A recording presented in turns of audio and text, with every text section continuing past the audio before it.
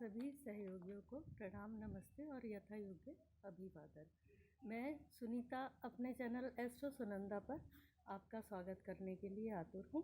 कुछ ज्योतिष की बातें उसकी दुनियादारी के साथ, क्योंकि ज्योतिष एक विज्ञान है और कला भी। साथियों, जैसा कि वादा था, अगली वीडियो राजनीतिक परिदृश्य पर होगी। आज बातें तो हम चंद्रमा की ही करेंगे।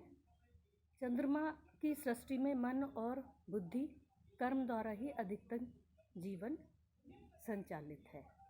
मोदी जी ने सदा स्वयं को सेवक कहा, इतना तो हर व्यक्ति जानता है। सेवक जितना पुराना हो उतना उसके वफादार होने का प्रमाण स्वतः सिद्ध है, और ये प्रमाण हमें सेवक के कार्य करने के ढंग से स्वयं मिलता है। ये ईवीएम मशीन अयोध्या में काम क्यों नहीं कर पाई? बहुत शोर था, लोकतंत्र की हत्या कर दी गई है।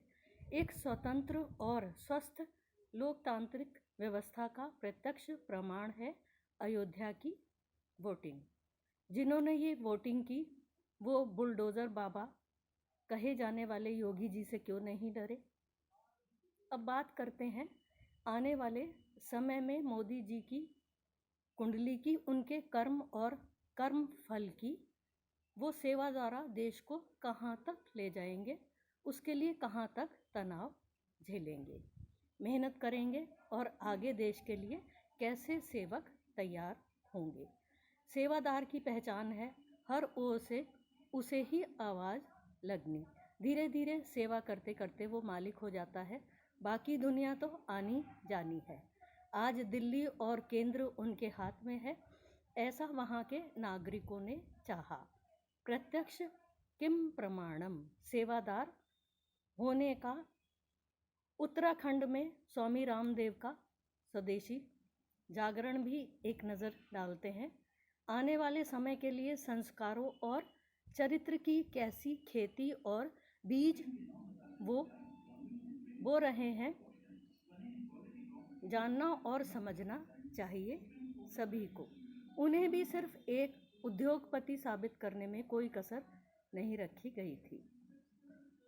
पहाड़ों से पलायन वहाँ के जीवन के कष्टों के कारण ही तो हुआ। पहली समस्या कहीं भी जीवन बिताने के लिए बिजली, पानी, सड़क और स्वास्थ्य सुविधाओं से संबंधित आती है। वो देना गुनाह है और पलायन पुण्य, ये कैसे हो सकता है? बुनियादी शिक्षा तक के लिए कई जनरेशन किन किन असुविधाओं के बीच स्कूल तक पहुंची। यातायात के साधन न के बराबर, तो जीवन आगे कैसे बढ़ेगा? पलायन ही होगा। पर्यटन कैसे आप बढ़ा सकते हैं? जो वहाँ रह गए उन्होंने जंगल काटे भरण पोषण के लिए, न वहाँ शिक्षा है। इस कारण सिर्फ जनसंख्या वृद्धि बहुत अधिक है। मजबूत विपक्ष होना एक लोकतांत्रिक व्यवस्था के लिए अत्यंत आवश्यक है, पर सोच का नज़रिया संकीर्ण होने से कैसे चलेगा? या स्त्री को दूसरे दर्जे का प्राणी समझने से कैसे होगा? महिला के लिए कानून अभी भी बस लिखित है, उसका उपयोग क्या उतना सरल है जितना कहने में लगता है? मोदी जी ने उसकी स्वतंत्रता, सम्मान और अधिकार को बढ़ाया, उन्हें आगे आने की प्रेरणा दी।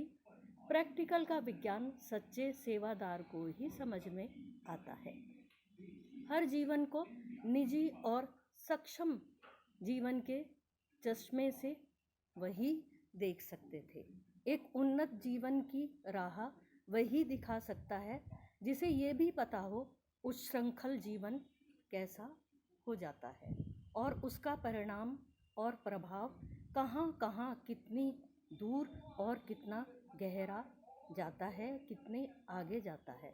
सच्ची प्रगतिशीलता के मायने देश को मोदी जी ने ही समझाए। साथियों, अब अगली वीडियो पर सीधे सीधे मोदी जी की कुंडली से बात करूंगी, उनके नक्षत्र को लेकर, जिसका आधार चंद्रमा होता है, और आने वाला समय उनकी मंगल की दशा का है। उनके मंगल को चंद्रमा के संदर्भ में ही हम देखेंगे उनका मन कहाँ कहाँ तक पहुँचने की कोशिश कर रहा है।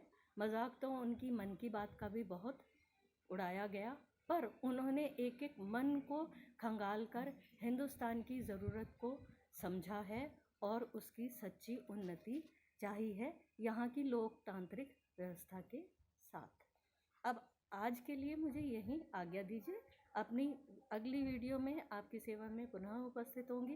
कृपया कमेंट्स करिए, शेयर करिए, लाइक करिए और एस्ट्रो सुनंदा सुनीता चैनल पर बने रहिए। उसे सब्सक्राइब भी अवश्य कीजिए। जय हिंद।